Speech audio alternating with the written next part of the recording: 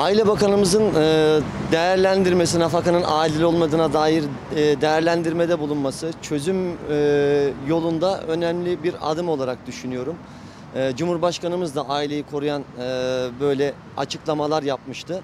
Biliyorsunuz süresiz nafakanın birçok ailede mağduriyetlere sebep olduğunu kamuoyu ve sizler hepimiz biliyoruz. İlk önce nafakayı bir net bir şekilde tanımlamamız, problemin asıl kaynağını ortaya koymamız gerekiyor. Boşanma yüzünden yoksulluğa düşecek taraf kusuru ağır olmamak kaydıyla diyor, karşı taraftan ekonomik imkanları ölçüsünde süresiz nafaka isteyebilir diyor. Burada temel bir problem de hiç değinilmeyen, gündeme getirilmeyen bir problem, uygulamada problem var. Süresiz nafakanın adil olmadığını söylüyorlar. Ancak karşı taraf ağır kusurlu olsa bile, mesela bu genelde kadınlar oluyor, ağır kusurlu olsa bile erkeğe süresiz nafaka ödemek için bağlayabiliyorlar. Kadının ekonomik durumu iyi olsa bile, ki bizler şahitiz, dernekler olarak, federasyon olarak bunlara çok şahitiz.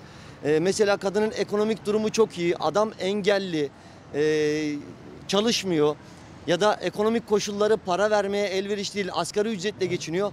Ama buna rağmen orada TMK 175'te cinsiyet ayrımı olmamasına da rağmen bir algı mühendisliği sayesinde ne yapılıyor?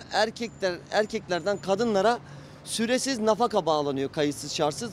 Bu bir kere anayasamızın eşitlik ilkesine aykırı. Yani devletin tarafsız ve adil olması gerekiyor burada.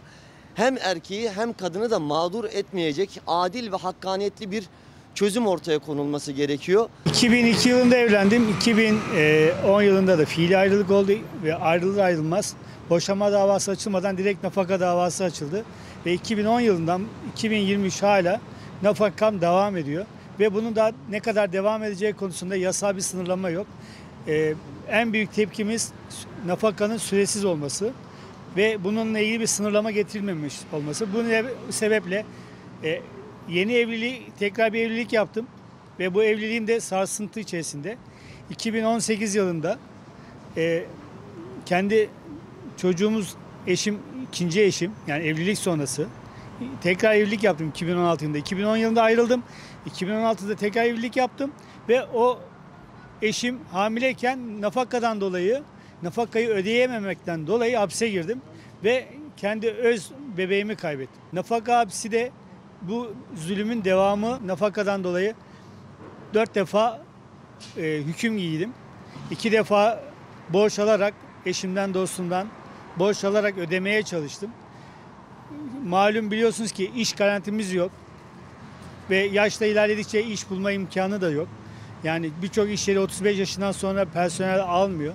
Ama nafaka ne hikmetse kendi öz çocuğuma 18 yaşına kadar ödüyorken, ki şu anda çocuğuma ödeyeceğim nafaka bitti ama eski eşime hala nafaka ödemekle yükümlüyüm. Mahkumum. Yani iki seçenek sunuluyor. Ya ben öleceğim ya kadın ölecek. Ya başka alternatif sunmuyor devlet.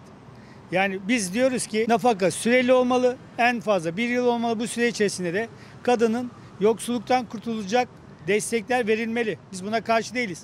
Nafaka tamamen kalksın demiyoruz ama kadın ömür boyu nafaka bağlanması ne insanlık yakışır, ne vicdana yakışır, ne de haktır. Umarım bu yeni Aile Bakanı bunu söylemde bırakmaz. Bunu yasal süreci hızlandırırlar. Mecliste bu yasa çıkar. Bir an önce bu süresiz zulmü biter. 2009 yılından beri süresiz nafaka mağduruyum. Bu zaman dilimi içerisinde yaşadığımız yıl 2023, pandemi dönemi oldu. Çalışamadık. Herhangi bir gelirimiz olmadı maalesef ama bu süresiz nafaka mağduriyeti halen daha ısrarla devam ettirildi. Peki nasıl ısrarla devam ettirildi? Devlet dedi ki kadına ben senin yanındayım. Eğer 3 ay boyunca ödemezse herhangi bir şekilde, sebebi her ne olursa olsun, ben çalışmışım, çalışmamışım, hasta olmuşum, hiç kimsenin umurunda değil. Sen sadece şikayetçi ol. Gerekirse 6284'ün faydalarından, nimetlerinden de dilediğin gibi istifade edebilirsin. Ben 3 ay boyunca onu hapse atacağım. Peki bu 3 ay boyunca hapse atıldın. Diyelim ki kendim için söylüyorum. Hapse girdim. Benim bu nafaka borcum iptal edildi mi? Hayır. Faiziyle beraber devam edecek. 3 ay ben içerideyim. Nafaka borcum ertelenecek mi? Hayır. İçeride olmama rağmen gene devam ettirilecek ve hepsinin beraber toplu ödemesi faiziyle beraber istenecek.